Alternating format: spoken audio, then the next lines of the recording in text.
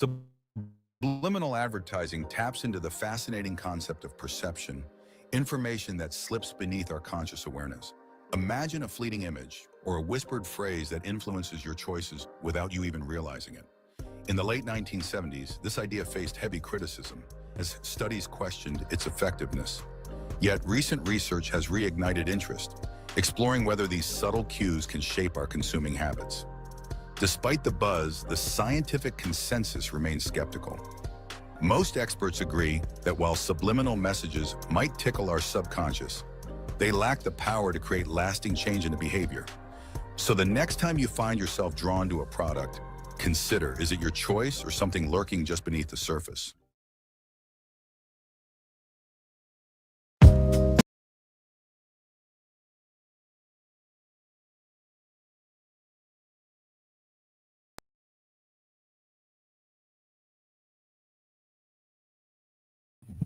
All right, now, much respect. What we're going to do is we're going to go ahead and get to this. What we're going to do is we are going to simply look at how advertisement does shift and mold the brain. I really have no words. I don't want to talk for real. Yeah, I just want to learn. So maybe you can learn with me and we can learn together. All right. And with that being said, I digress. My mic is muted. The time right now is, let me get my color back. The time right now is 10:27 p.m. East Coast Standard Time. And I thank you all so much for tuning in. All right, now let's go ahead and get to it. Respect to you all. So I'm going to go ahead and I'm going to pull up this first video. Don't mind me. Okay. My mic is muted. I have nothing to say.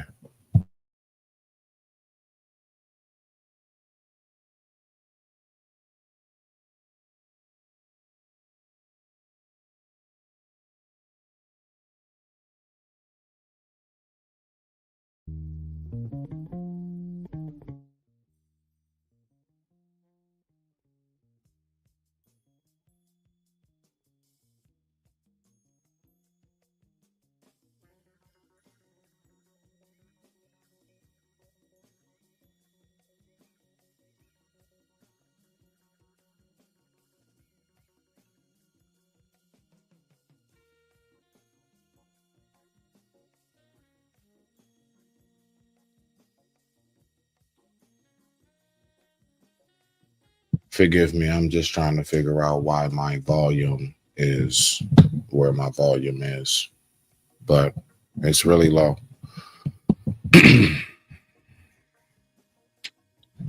gonna just go ahead and go through with this. If it doesn't turn out good, I'll just re-record it again. Sure.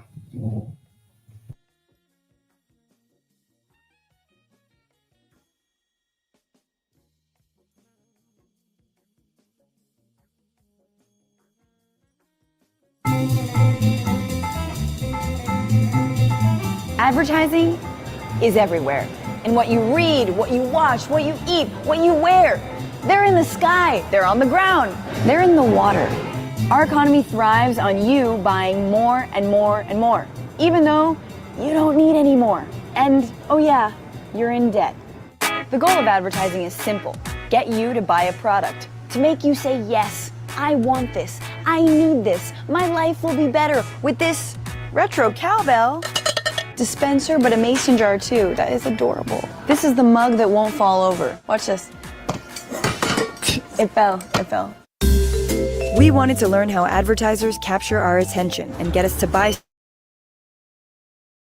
stuff we don't even really need. So we turned to Jonas Sachs, an advertising executive and co-founder of Free Range Studios, to explain a few ways brands get into our heads. How do ads tell us who we are? Or tell us who we should be?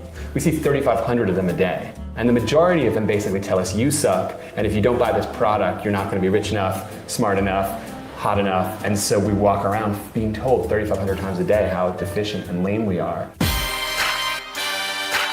Are there any ads that have stuck out in your mind? The number one most shared advertisement on YouTube of all time is that Dove Real Beauty Sketches ad.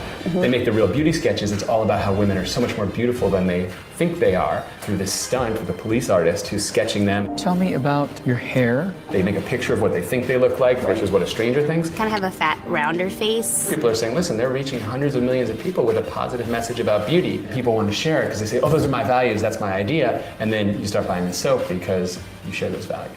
Baby, you don't know what it's like to love somebody. So this is one of those classic shop therapy ads.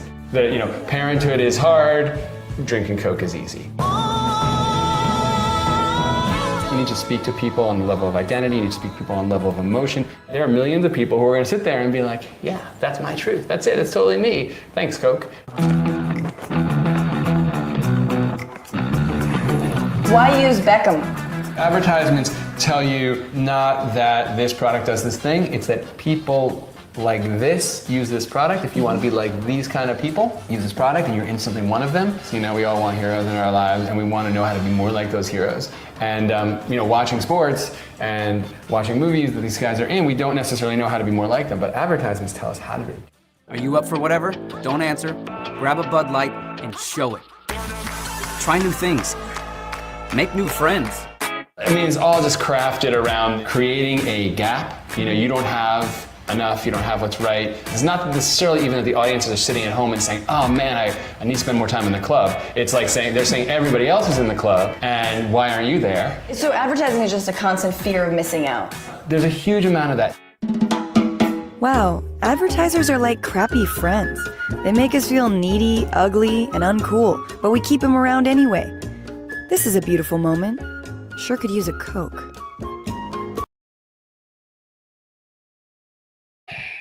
All right. I thank you all for tuning in.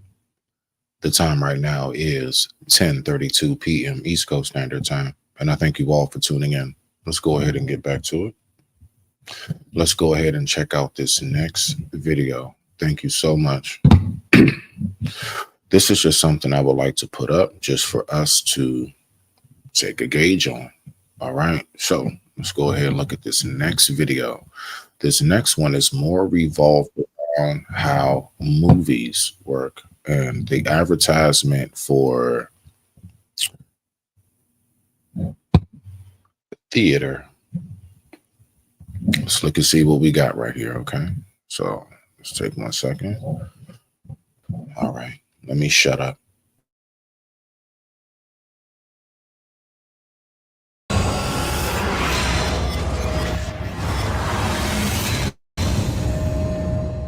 The most effective method to get ideas across in cinema are usually the subtlest ones. Rather than the characters stating ideas on religion and social commentary through dialogue, these messages are better expressed through allegories, metaphors, and symbols that infer subliminal meanings in the viewer.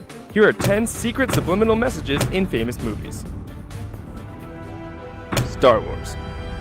While it may be easy to say any film with a quote-unquote chosen one is based on the story of Jesus, there's much more than that in Star Wars that reinforces Christian beliefs and teachings. For example, Anakin demonstrates several of the deadly sins, particularly pride and anger, which set him up on a path to the dark side. Despite his terrible sins, Luke never loses faith in his father, and Anakin ultimately redeems himself by sacrificing his life for his sons. It was Luke's strong faith and forgiveness that saved his own life and his father's immortal soul. Preach it, George. The Departed. When characters start dropping like flies in The Departed, you really begin to feel like anyone could be next. However, there are visual cues placed throughout the film that let you know which characters are going to get nixed. Scorsese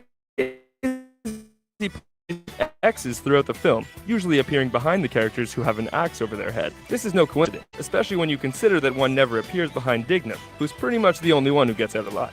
This is also Scorsese's nod to Howard Fair use, fair use, fair use. Thank you all for tuning in. The time right now is 10.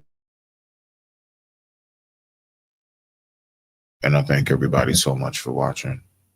Respect to you all. in which an X appears on screen whenever a murder is about to occur. Here's Johnny. The Shining.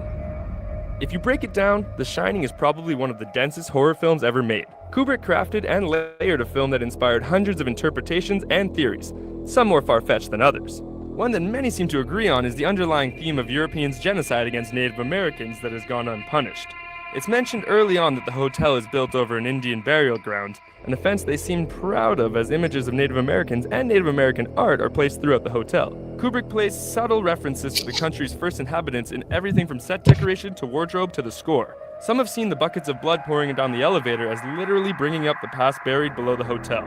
It's also no coincidence that the final image shows Jack at a July 4th celebration, the holiday that best represents Europeans' false claim to the land. There's no place like home. The Wizard of Oz.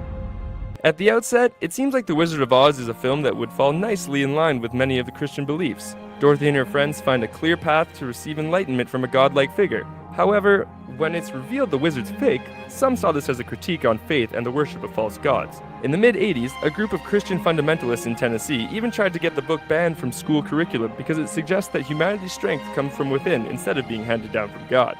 You've always had the power to go back to Kansas. While some consider The Wizard of Oz a case for atheism, others claim to have actually seen God while watching the film synced up with Pink Floyd's Dark Side of the Moon. X-Men.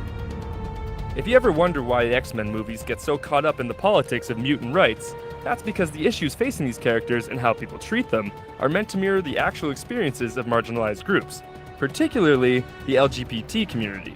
It's an issue that hits close to home for director Bryan Singer, who included... Alright, I'm going to say this one piece. So the letter community was marginalized before the black community. Let it sit. Let it sit. Let it sit. Let's go. Scenes of mutants coming out to their parents who react with fear and anger. When did you first know you were Their powers usually manifest around the same time as puberty, causing many mutants to feel shame and conceal their abilities. Colonel Stryker is the best example of prejudices and mutant phobia that run rampant in this world. When so many have been forced to live a lie, you can see why characters like Magneto are angry with the treatment of mutants and fight for worldwide mutant pride. Aliens. In the same way Ridley Scott brought the horror genre into space with the first Alien, James Cameron set the sci-fi sequel apart by bringing the Vietnam War into space. For Aliens, Cameron created fear and unease by using imagery that subliminally recalled the images of America's unpopular war. Once the government sends in the Marines, the overarmed, overconfident, trigger-happy soldiers quickly become scared sitting ducks. Much of the action plays out over the monitors as others look on helplessly. Vietnam is sometimes referred to as the television war because it was the first war that people could actually watch unfold on TV. In the end, the massive casualties were the fault of the corrupt politicians who sent the ill-prepared soldiers there. We'll leave it up to you to decide if that last point was about the movie or the actual war. Harry Potter and the Deathly Hallows. When the Harry Potter books and films were first gaining popularity, some religious groups boycotted it for celebrating the occult and witchcraft. However, those who stuck with the series all the way to the end could see clear parallels between the story's hero and Jesus Christ. Harry has humble beginnings, yet is told from a very young age that he's the chosen one. In the Deathly Hallows, Potter sets out on his own quest in the wilderness where he overcomes temptation. In the end, he accepts that he must sacrifice himself for the greater good and is struck down. He visits a heavenly place and speaks with a wise bearded man in white before returning to his earthly body and defeating evil. Apparently, when looking for ways to conclude the Harry Potter saga, J.K. Rowling looked no further than the greatest story ever told. The Matrix Reloaded. If you've studied The Matrix, you know that nothing that made it into those final movies is there by mistake. In The Matrix Reloaded, eagle-eyed viewers may have noticed that Agent Smith pimped out his ride with some sweet vanity plates. IS-5416 might just look like random letters and numbers, but good Christians will know that this is a reference to the Bible, Isaiah 54:16, which reads, "Behold, I myself have created the smith who blows the fire of coals and brings out a weapon for its work. And I have created the destroyer to ruin." This is basically Agent Smith's Ezekiel 25:17. It sounds super cool, but it's a little long to fit on a license plate. The Truman Show. Do you ever feel like some omniscient being is watching? I have personally heard quite a bit of things spoken about the Truman Show and how many subliminal messages do actually resonate with the Truman Show movie. Let's go. Watching over your every move? Some call this feeling God, but if you've seen The Truman Show, you've probably imagined an Ed Harris-like producer overseeing and orchestrating your life's events at some point. While on the surface, it's a film about voyeurism and reality TV, The Truman Show also brilliantly incorporated deeper ideas of free will and God's plan. Truman questions Ed Harris's all-seeing showrunner and defies his plan, thereby achieving personal freedom. What begins as a light comedy actually turns into a subliminally subversive narrative that could have people doubting their own beliefs. In The Truman Show, God turns out just to be another man behind a curtain. Captain America, the Winter Soldier. If you've ever heard conspiracy theorists throw around names of organizations like Illuminati and New World Order and wonder what the heck they were talking about, then look no further than Hydra in Captain America Winter Soldier. When filmmakers decided to take inspiration from political thrillers, a secret agency with tentacles in high levels of government made for the perfect villain. Like Hydra, many believe the Illuminati to be tied to post-war Nazism and is made up of the most powerful people in the world who secretly manipulate everything. It's been said that they even employ mind control tactics. Pierce's line in The Winter Soldier about mind control tactics. MK Ultra. Let it sit.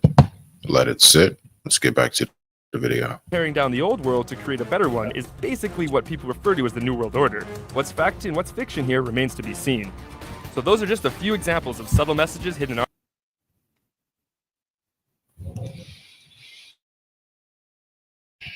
So, as we continue this journey, I definitely do recognize that there is a very, very hardcore subliminal factor.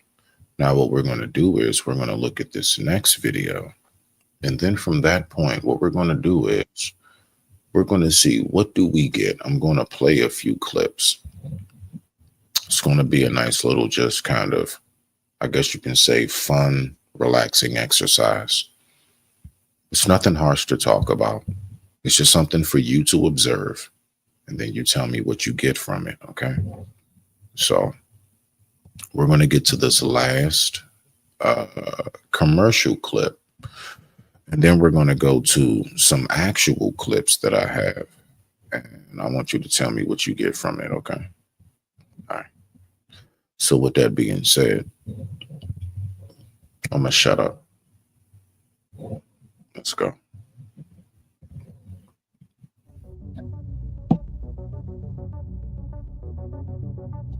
Subliminal messaging is the idea that people can be subconsciously influenced by messaging they are unaware of. To use this form of influence to sell products, services, or ideas is what we think of as subliminal advertising. And spoiler alert, it may not be a conspiracy. Today we explore this idea and even include hidden messages throughout this very video for a little experiment of our own. Conspiracy theories about subliminal advertising have existed since at least the 1950s, when Vince Packard published his book, The Hidden Persuaders.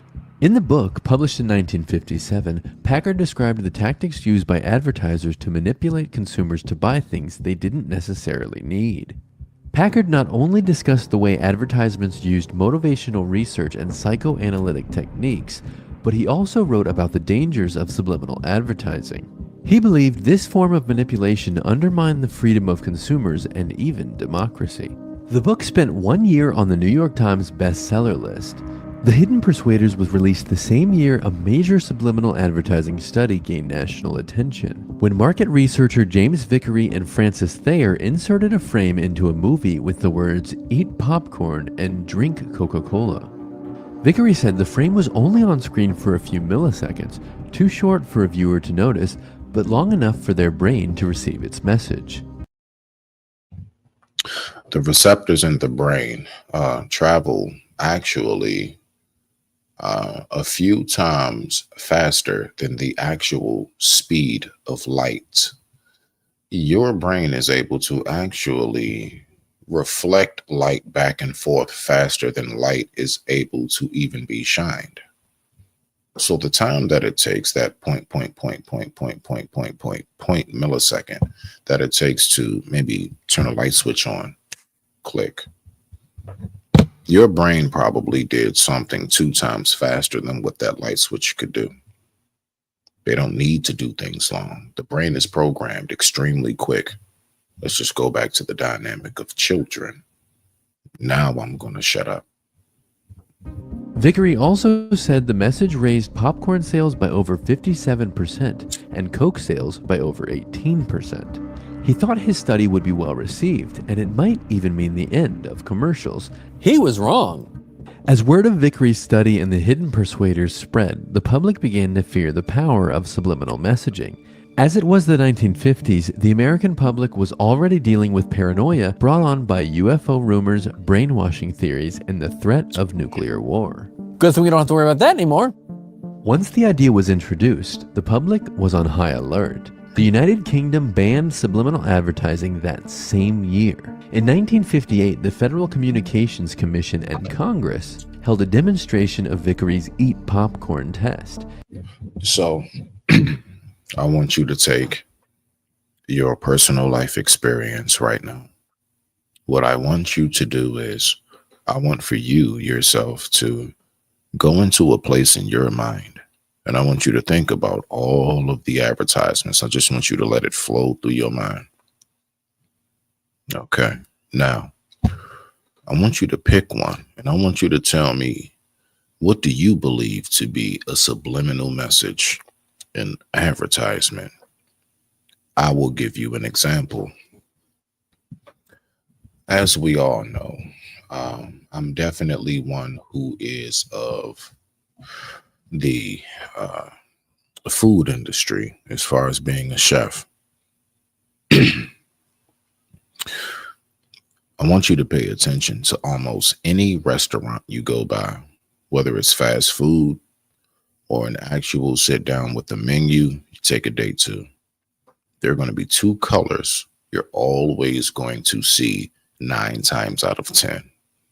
Those two colors are red and yellow. That's right. Red and yellow. I want you to think about how many food restaurants got that, even if it's outlined, framed in a red ring. You will see red, you will see yellow incorporated into food, because subconsciously through tests, I don't know why or how. Now the red I can understand better. Blood, if you want to say, natural instinct.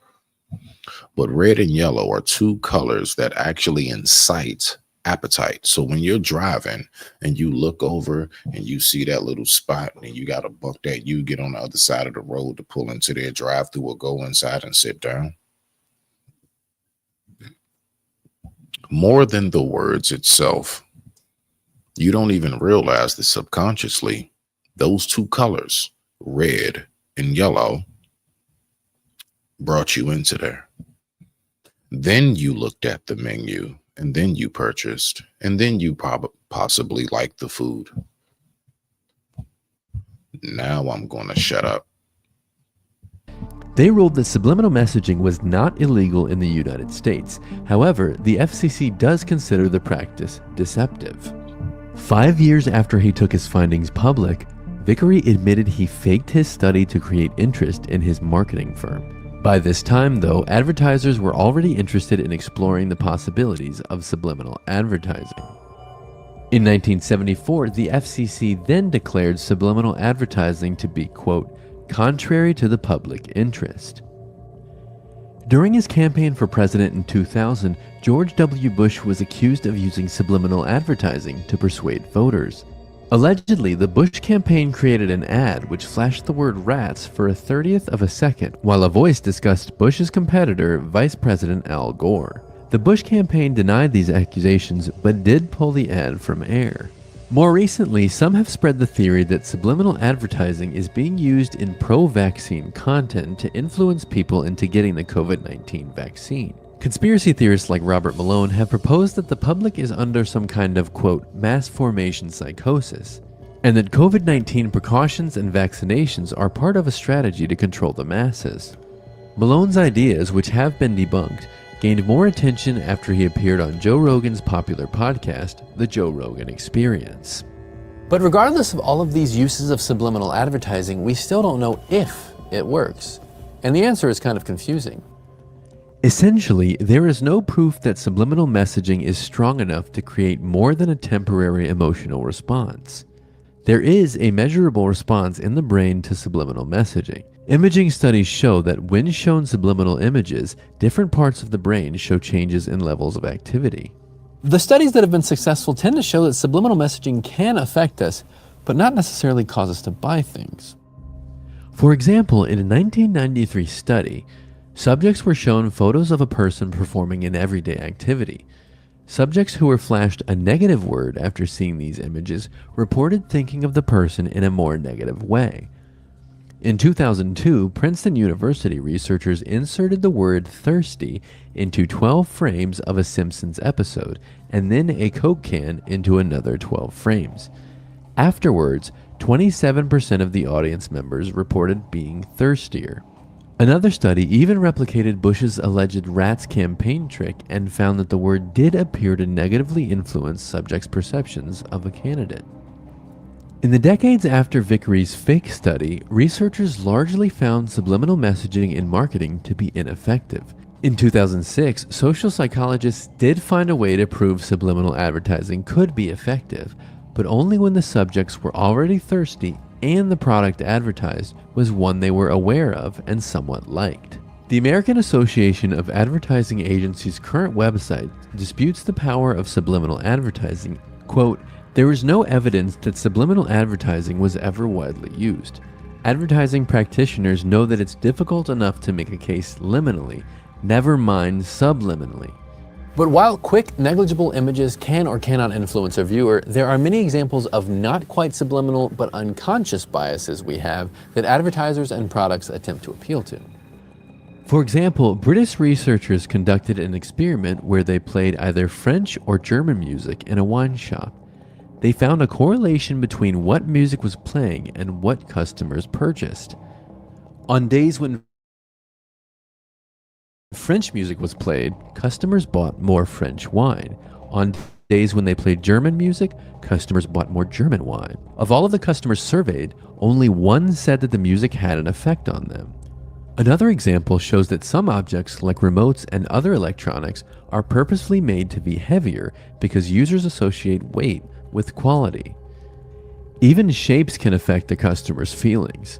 In one study, researchers found that consumers were more likely to buy diet mayonnaise in a bottle that was a slimmer shape as opposed to a bottle that was rounder. So maybe the answer is difficult. Certainly people have tried it, but it's hard to say if it's ever actually worked. As for our own personal experiment, I'll say this much. We have hidden some messages in the video you just watched. And if you enjoyed it, and myself as a host, maybe they worked.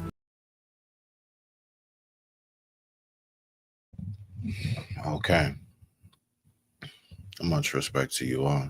So now what we're going to do is we're going to take our time right now, and we are going to look at a clip. We're going to look at a few clips. Now, I want us to see if we can take the little bit that we've learned, and let's see if we know how to actually apply it. Or let's see if it's things that still go over our heads, okay? So what I'm going to do is I'm just going to play like some animated videos. That's right. That's right. We're going to animate this, okay? I do believe in knowing how to keep the retention of people a little bit. So let's go ahead and get to it. I appreciate everybody for tuning in. Thank you so much for being here. All right, so now that's what we're going to do. I'm going to play a short clip. There will be no pauses. There will be no stops. We're just going to watch a short clip. And I want you to tell me if you're able to pick up any subliminal messages in the clip in which it is that we are observing. Okay? All right, now. So, all right, now, so with that being said, I digress. My mic is muted. The time right now is 10:55 p.m. East Coast Standard Time. And I thank you all so much for tuning in. So we're going to look at this. I don't know if it's words or not. Okay. I know it's sound, but I don't know if it's words. And the reason why I like things like this is because it helps us to recognize how language is not just through verbal speaking. Language is not just through text messages. There's also still something called body language. Now I'm going to shut up. Respect to you all.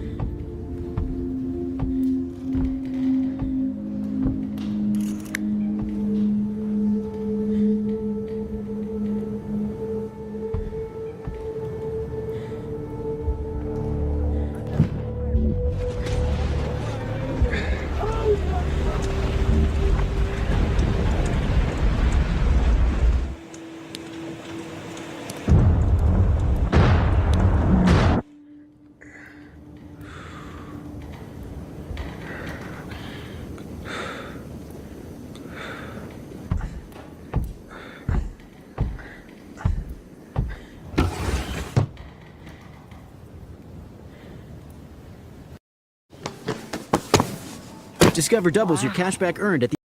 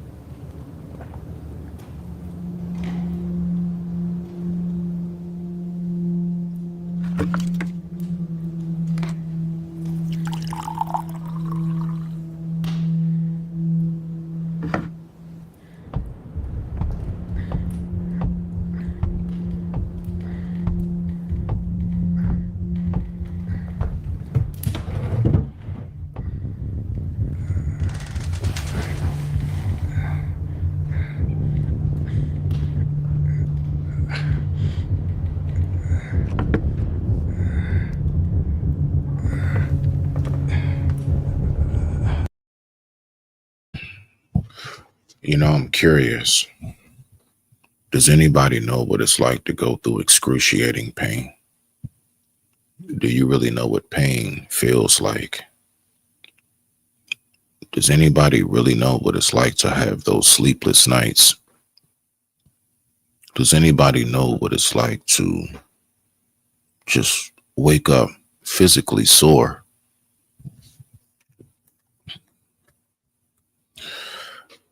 Does anybody really know what it's like? And I know it's not just me that goes through. You gotta smile that shit out. It's your only safety. It's your only safe haven.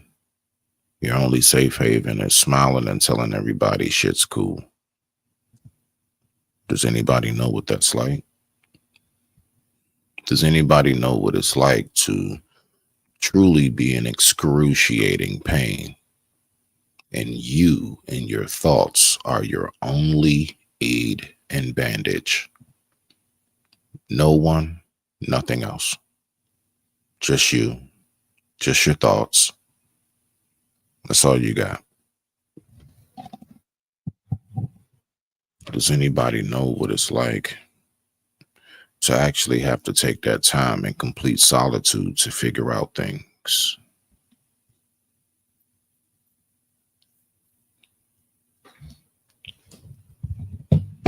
Now I'm going to shut up.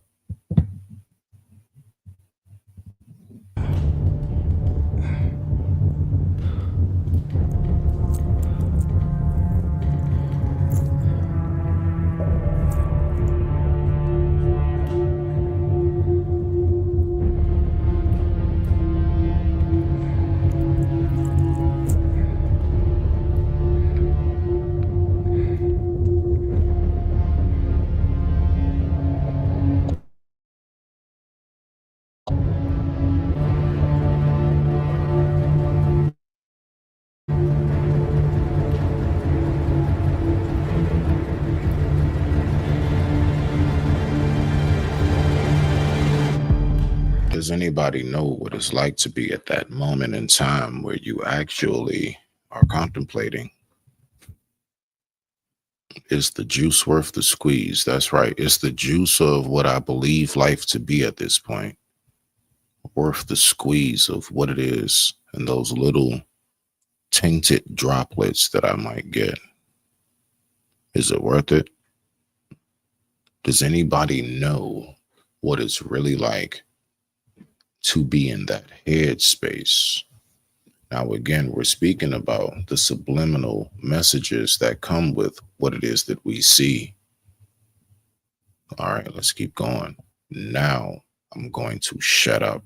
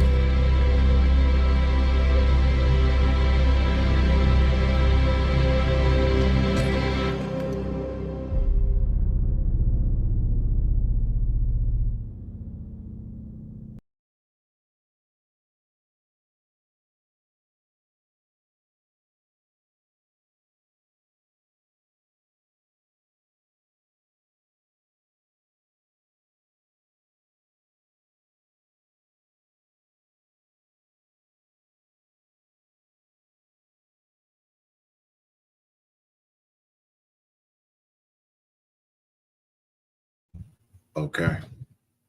So that there was the first video. Okay. We're talking about messages that we see, the imagery.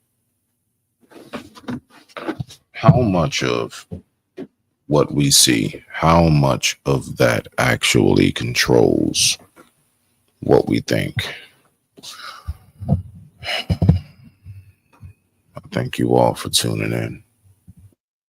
Now, what we're going to do is we're going to go ahead and we're going to get to this next video. All right. So, I really hope that my sound is correct. I'm not too sure, and I won't ask if it is. I'm just going to rock out with this and see what we got. Now, I'm going to shut up.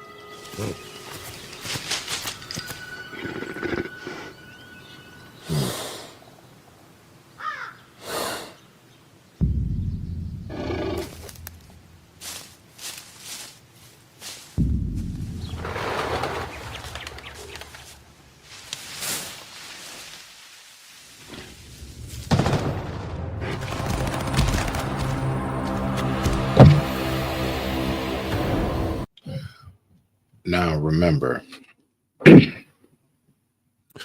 the experiment here is what we are doing is we are taking time to look at exactly what is the message. What message do you get from each video that we look at?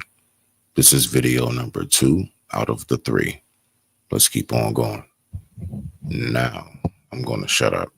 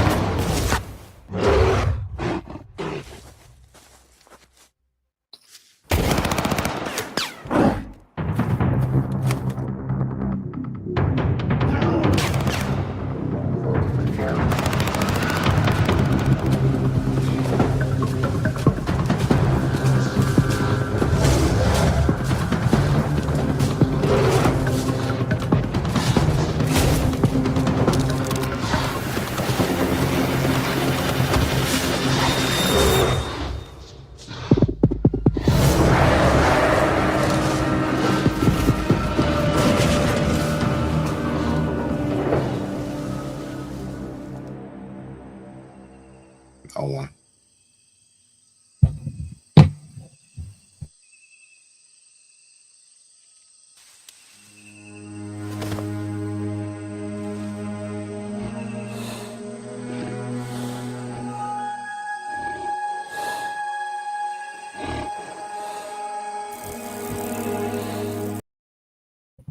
Right now, what message do you get from the Father? What message do you receive from the son and or daughter? I'm not sure, but the young one. Let's keep going.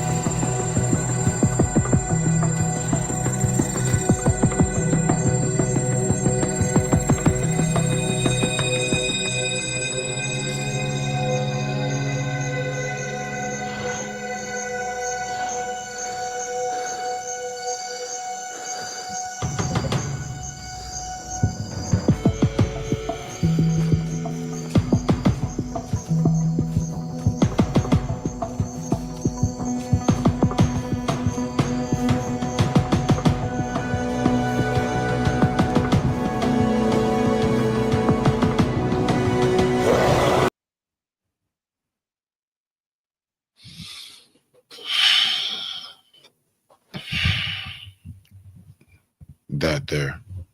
What message did you receive? Now, again, what we are speaking about is the subliminal messages that come with advertising. Okay. All right. So now we're going to go ahead and we're going to get to the next one. I thank you all for tuning in. All right. So what we're going to do is we're going to take a look at another short film, right? But before we do, what I want to do is I want to quickly go back on what it is that we're speaking about in its entirety. Okay. So let's go ahead and let's see what we got right here. Okay. So I want us to pay attention. Again, everything has a subliminal message to enter the subconscious, to get us to think, move, and act a certain way, feel a certain way, right? Respond a certain way.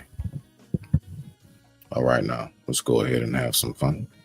Let's listen to this just to get you all caught up on what it is we're doing. We are looking at the subliminal messages.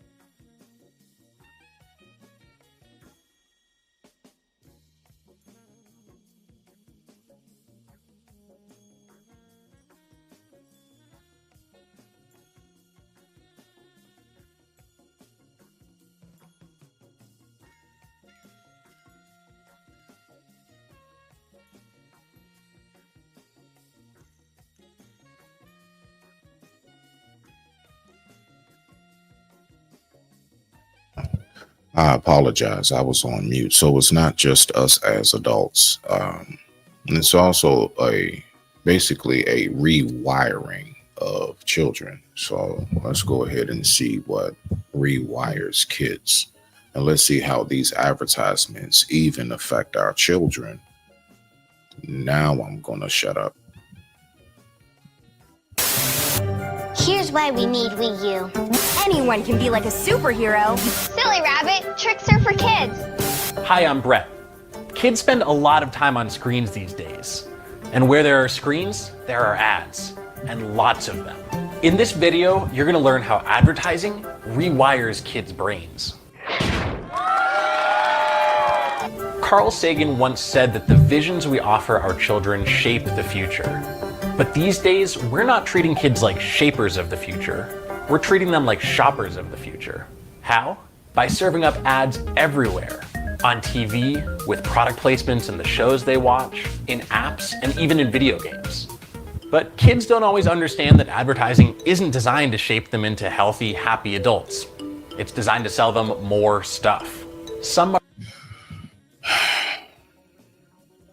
All right. So Of course, I do have my thoughts on that. So, my personal thoughts on that is advertising to kids has been, at least, from my, minuscule but fossilized life at this point at 42. I have recognized that I definitely grew up in a day and age of advertisement was huge, right? Silly rabbit tricks are for kids. We wanted that. We wanted the Fruit Loops, right? We wanted the Captain Crunch. We wanted the Nintendo. We wanted the skip it, do-wop, do-dop, do-wop-bop. We wanted all of it. We wanted my buddy. Wherever I go, he goes. That's right. That was the first form of you don't have a friend, we'll make you one. All right. My buddy and kid sister was long before Build-A-Bear. Let's just make sure we got that straight.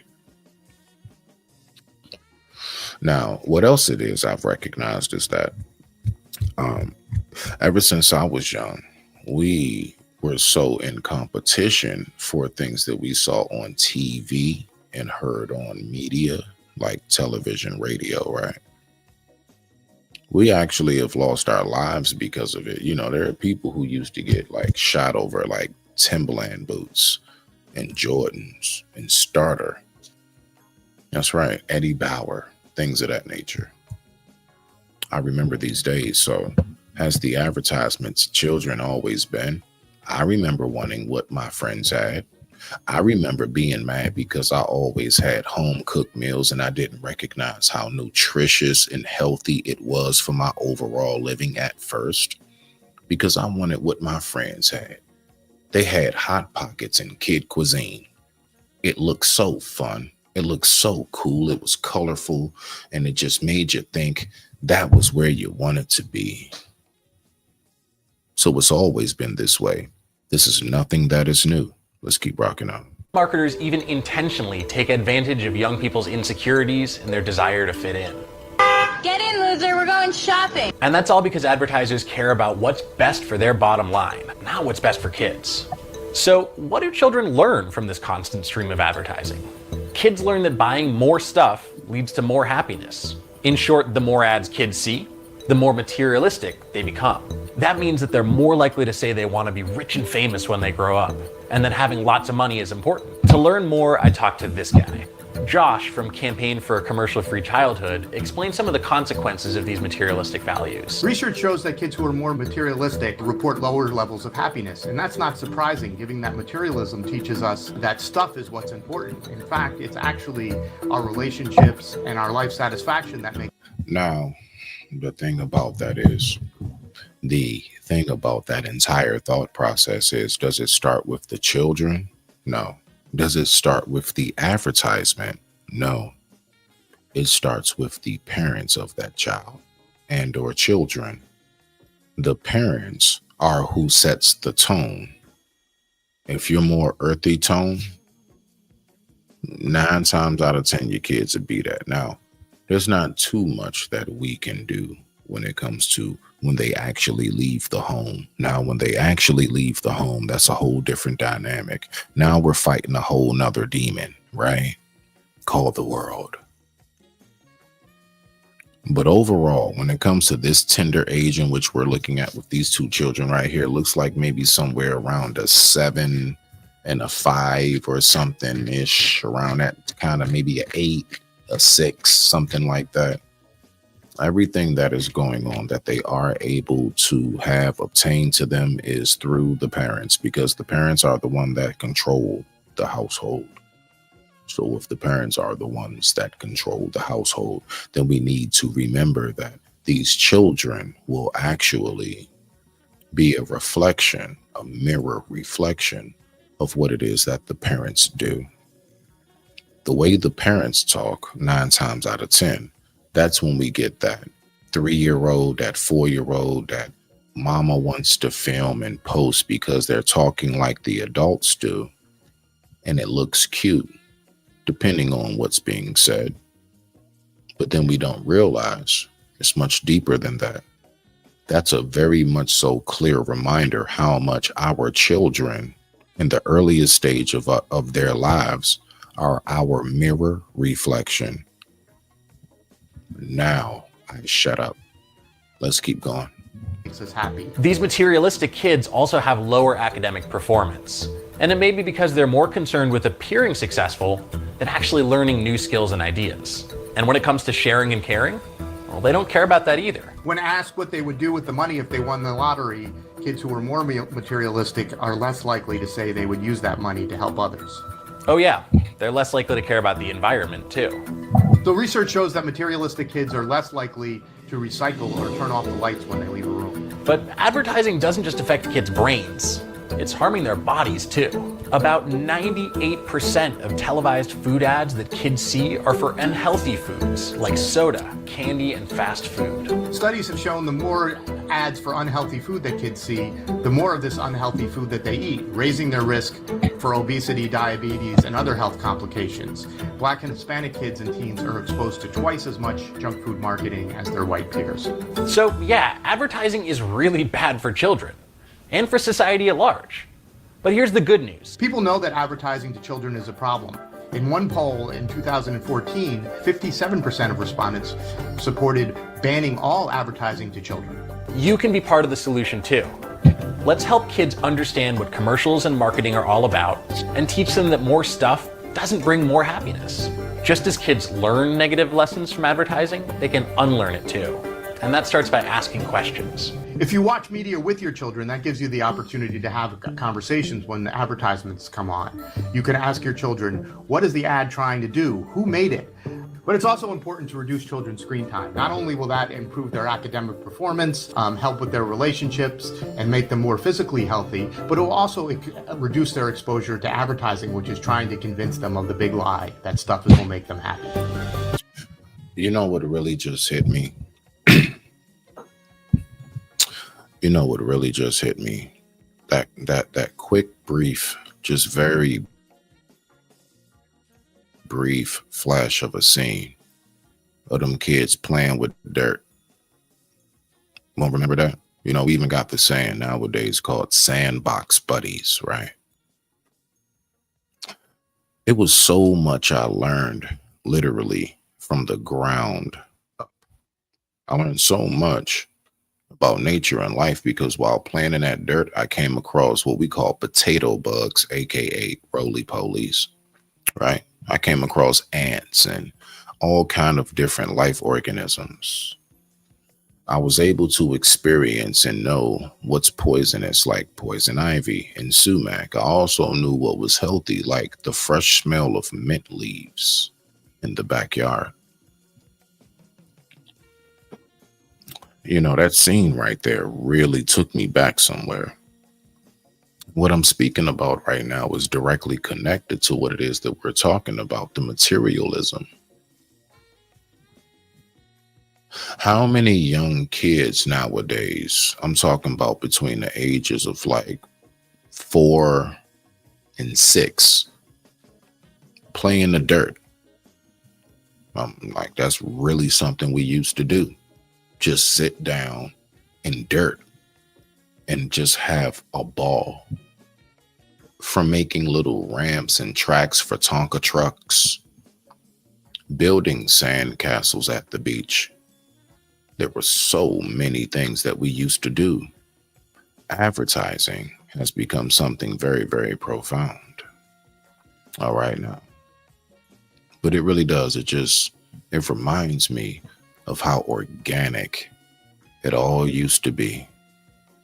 So again, how many kids do you know between the ages of 4 to 7 play with a tablet or some form of electronic device as opposed to literally, I'm saying it, playing outside, getting a little messy? You know, when you gotta have your parents say, y'all go in there and wash your hands and take that off. You smell like outside. I don't even hear parents say that their kids smell like outside no more because I don't even know if the kids even do it. But I hear all the parents saying, we outside. That's a whole nother story for a whole nother day. Much respect to the family. Now I'm going to shut up. Groups like the Campaign for a Commercial-Free Childhood can help. So the Campaign for Commercial-Free Childhood has all sorts of resources to help parents and caregivers reduce the amount of time that children spend with ad-supported screens. And finally, we advocate for policies that would protect children from marketing. Because if we want less materialistic kids, it's important that we change the rules of society so that all kids have a chance to grow up and be citizens first and consumers later. Thanks for watching. All right. So now what we're going to do is we are going to flip this. All right. And we're going to go ahead and we're going to get to the next part. All right. So this right here is very much so something I would like to look at. All right. So let's go ahead and do this. And I thank you all for tuning in. Thank you so much for watching. All right, y'all. Now, again, I play that and then I say, we recognize that there is symbolism when it comes to advertising, flicks, movies, everything. So now let's get back into the funner, actual funner aspect side of this. Let's go ahead and get into another quick short film. So we're going to look at this short film. And when we look at this short film, what we're going to do is we are going to see what message do you get from it. It's not about a brainwashing. It's not about none of that. It's just, do we really pick up the subliminal messages that come with what it is that we see? Or do we just look at things for fun? Much respect to you all. The time right now is 11:30 p.m. East Coast Standard Time. I thank you all so much for watching. And now I'm going to shut up.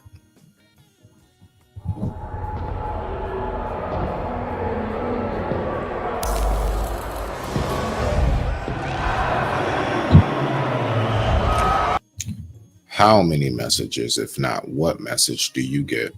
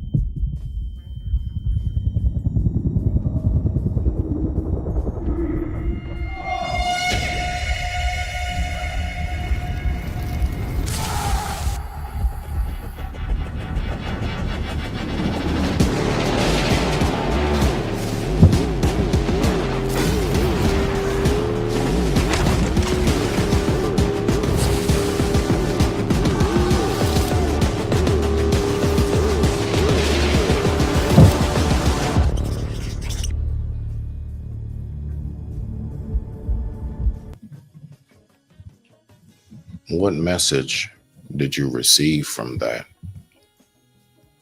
The message that I received is, it doesn't matter what you think you're going through today. Pain, strife, struggle, adversity, obstacles have always been. The message that I received is, welcome to the club. What message did you get? That's my message alone. Let's go ahead and let's have some more fun. Let's look at another clip. I want you to tell me, what message do you get when you see this? All right now. Respect to the family. Let's go ahead and see what we got here, okay? Now, let's see what we got. Now, remember, the main message for tonight is symbolism. The symbolism that comes with advertising, all right? So let's go ahead and get to this. Much respect to the family. The time right now is 11:33 p.m. East Coast Standard Time. I thank you all so much for tuning in. Much respect to you all. So let's see what we got. And now I'm going to shut up.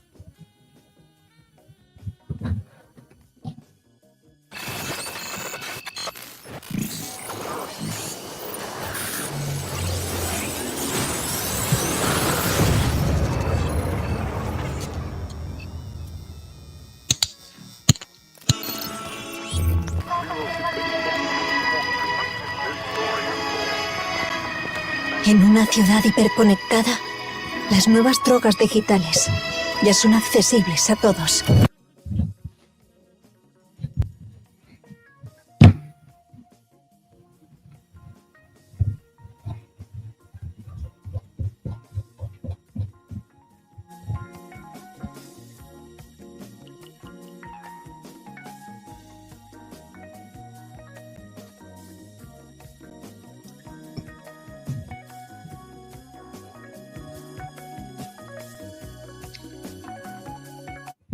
Now, the reason why I like this one in particular is because now let's get away from words. What do you see? Go by just what you see. Now, of course, there is a dialogue down bottom, but let's turn the words off. Let's just groove to the sounds and let's just look at what it is that's going on. So now we're going to go into the visual state of it. Let's rock out.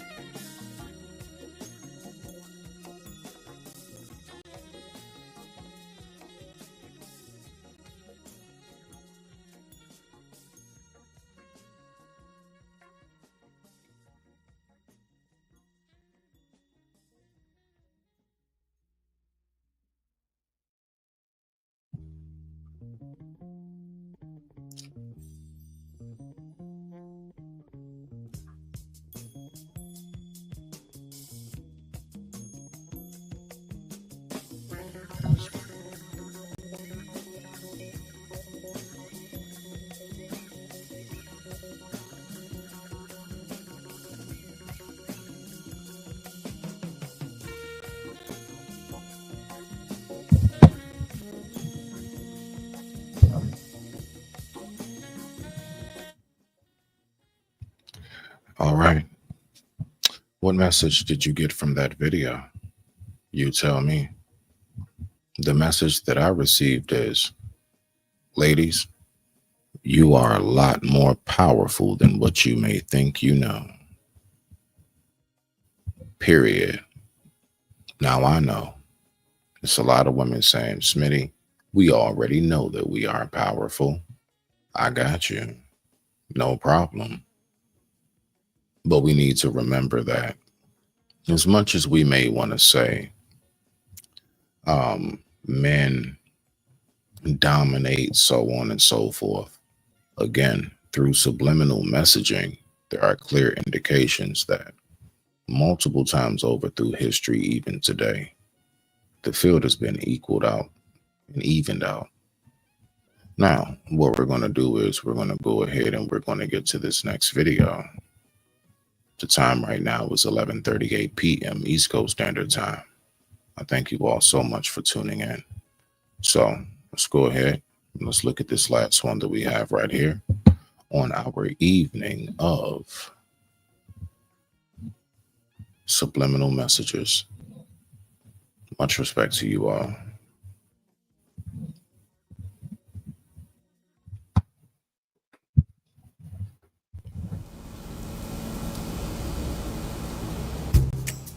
Nice try, Leprechaun. No magic munchos for you.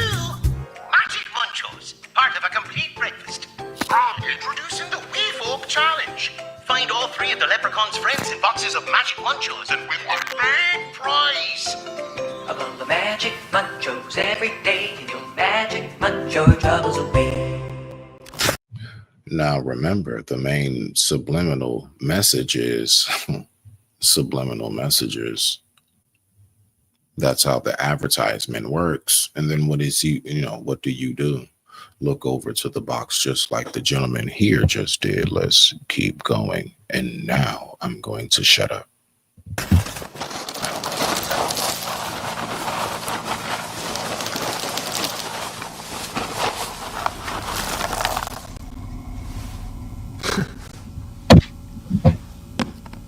Once again, being taken back to such a wonderful time in my life. I know I said I was going to shut up, but honestly, how many opportunities do we get to remember the fact that there used to be toys in the bottom of a cereal box and Cracker Jacks? That's right, when we used to get the little holograms, Bazooka bubblegum, getting the little comic inside. We used to get little incentives to get such unhealthy things. Isn't that something? Let's keep on rocking out.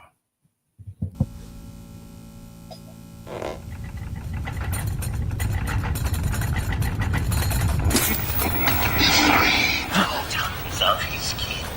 At last the cage opens. And they folk go hunting in man's world again.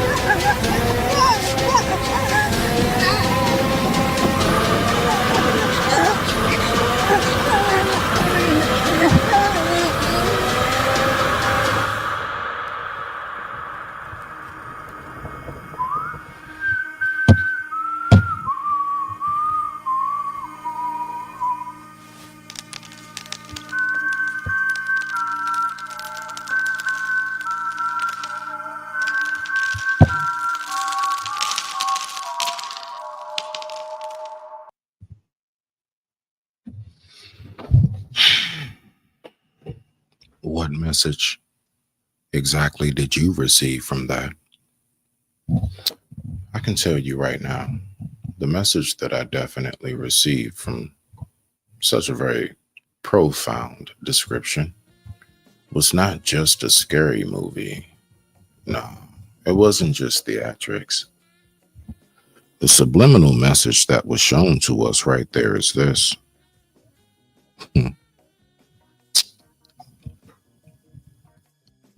The foods that we eat can keep you from reaching your higher state self.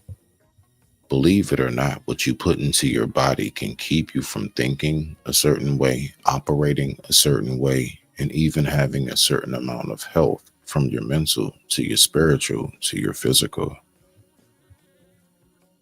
That is the direct message of you are what you eat. I thank you all for watching. My mic is muted.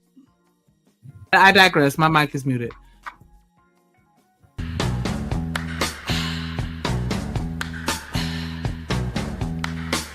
It's the time of the season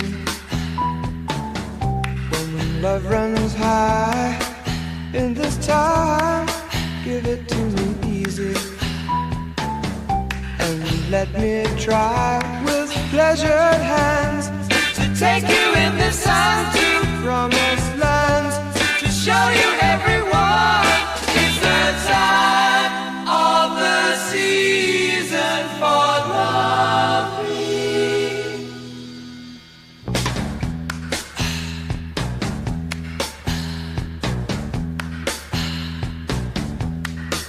What's your name?